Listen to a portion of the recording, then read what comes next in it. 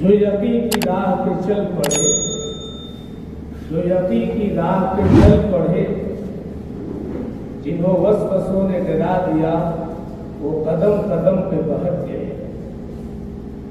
میں آپ کے بیچ بڑی ادب کے ساتھ مدعو کرتا ہوں جناب مولانا عتیق الرحمان صاحب نسرور کو، آپ تشریف لائیں اور وقت کا خیال کرتے ہوئے اپنی باتوں کو رکھیے۔ تدبیر کے تعلق سے میں نے نشاندہی کی ہے، آپ حضرات اپنے دل و دماغ میں اس پر بھی زور دیں اور جو حالات ہیں اس سے دفع کی کیا تبدیل ہو جو ہمارے بیچ کے عنوان ہیں کوشش کریں ان پہ فوکس کریں۔ مولانا عتیق الرحمان صاحب۔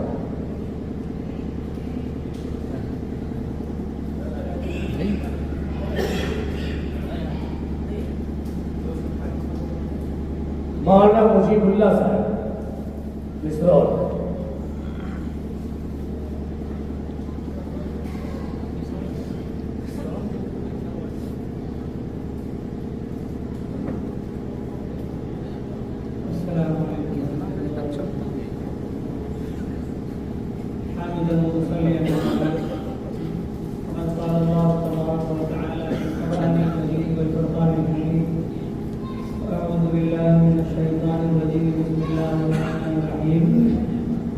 واعتصموا بحبل الله جميعا ولا تفرقوا وقال رسول الله صلى الله عليه وسلم المسلم اخو المسلم وكما قال عليه الصلاه والسلام۔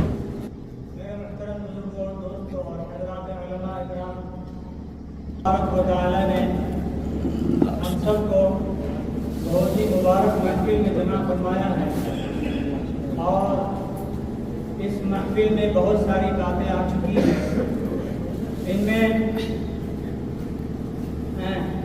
جو باتیں آئی ہیں اس کا خلاصہ یہ ہے کہ ہم یہ چاہتے ہیں کہ ہم متحد ہو جائیں اور متحد ہو کر اس نشیمن میں یعنی اس پوری جو ہے بستی میں، پورے ضلع میں، پورے ملک میں اسلام کا بول بالا ہو۔ اس کے لیے سب سے پہلا ضروری ہے کہ اللہ کے ایک رسی کو مضبوطی سے پکڑیں اور اس کے لیے جو ہے نبی کریم صلی اللہ علیہ وسلم کے اخلاق حسنہ کو اپنے اندر داخل کریں۔ نبی کریم صلی اللہ علیہ وسلم کے اخلاق حسنہ سب کو معلوم ہے کہ اخلاق حسنہ کیا تھا۔ آج ہم جو ہے ہم تو یہ کہتے ہیں کہ نبی کریم صلی اللہ علیہ وسلم کے اخلاق ہمارے اندر پیدا کرنے کی ضرورت ہے، لیکن اس کی ترتیب لوگوں کو نہیں بدلتے۔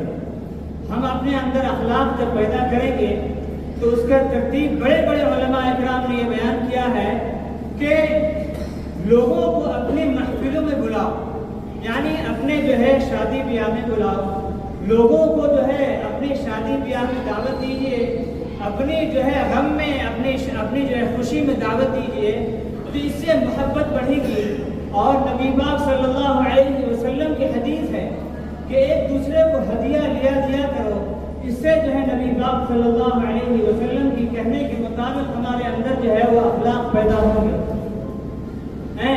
محترم بزرگوں اور دوستوں، اخلاق پیدا کرنے کے ساتھ ساتھ جیسا کہ آپ لوگوں کو معلوم ہے کہ مکے میں نبی پاک صلی اللہ علیہ وسلم کا ایک چھوٹا سا غلام بھی نبی پاک صلی اللہ علیہ وسلم کا ہاتھ پکڑ کر لے جاتا تھا اور وہ وضو کر رہے ہوتے ہیں اور جو ہے ان کے وضو کا پانی جو ہے اپنے منہ میں مل لیا کرتے تھے۔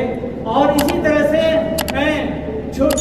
ایک مکے میں ایک کملی نام کی ایک جو ہے عورت ہوا کرتی تھی، کوئی اس کو پوچھتا نہیں تھا۔ نبی پاک صلی اللہ علیہ وسلم اس کے پاس بیٹھ کر گھنٹوں ان کی باتیں سنا کرتے تھے۔ صحابہ اکرام یہ کہا کرتے تھے یہ تو کملی ہے، اس کی باتیں کیوں سنتے ہیں آپ؟ نبی پاک صلی اللہ علیہ وسلم نے فرمایا کہ جو ہے پورا مکہ اس کی بات نہیں سنتا تو ہم بھی نہ سنے تو اس کی بات کون سنے گا؟ نبی پاک صلی اللہ علیہ وسلم کے اخلاق ہمارے اندر پیدا کرنے کی ضرورت ہے۔ اسی طرح سے وہ ایمان پیدا کرنے کی ضرورت ہے جو نبی پاک صلی اللہ علیہ وسلم نے اپنے صحابہ پر محنت کر کے جو ہے ان کے اندر ایمان جگائے تھے.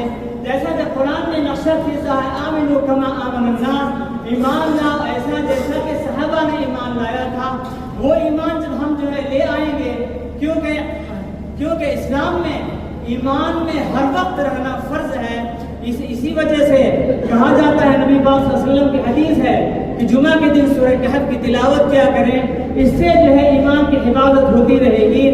الکہف یعنی 5 حروف ہے. اللہ کے علماء اکرام نے اس کی تفسیر یہ کی ہے کہ جو ہے اس پرفتن دور میں اور اس جو ہے مغربیت کے پاداش میں، مغرب کی محنت کی پاداش میں، جو آج جو مسلمان اپنے ایمان کی حفاظت کرنا مشکل ہو گیا، اور ایسا مشکل ہو گیا اللہ اور اولیاء اکرام مفسری اکرام نے الکہف میں 5 حروف ہے، اس کے مطابق اس کی پاداش میں 5 جگہ کو تخصیص کیا ہے. پہلا یہ ہے ایمان کی حفاظت ہو سکتی ہے مکہ المکرمہ میں، کیونکہ وہاں دجال داخل نہیں ہو سکتا. اسی طرح سے ایمان کی حفاظت ہو سکتی ہے مدینہ منورہ میں، کیونکہ وہاں بھی دجال داخل نہیں ہو سکتا. اور اسی طرح تیسری جگہ بیان کیا گیا جو انسان جو مسلمان اپنا رشتہ قرآن سے جوڑ لے گا وہ ہمیشہ ایمان میں رہے گا. اسی طرح سے چوتھا کہا گیا ہے کہ جو ہے اپنے مدارس کی حفاظت کی جائے، یعنی انسان جو ہے اپنے بال بچوں کو مدارس میں پڑھائے گا اور اللہ اور رسول کی اس کی اذان اس کی کانوں میں جو ہے آواز گونجے گی تو وہ ایمان میں رہے گا. اسی طرح پانچواں جو ہے اہل اللہ کی صحبت میں جو انسان رہے گا اللہ تبارک و تعالیٰ وہ جو ہے اس کی ایمان حفیظہ ہمیشہ حفاظت فرماتے رہیں گے.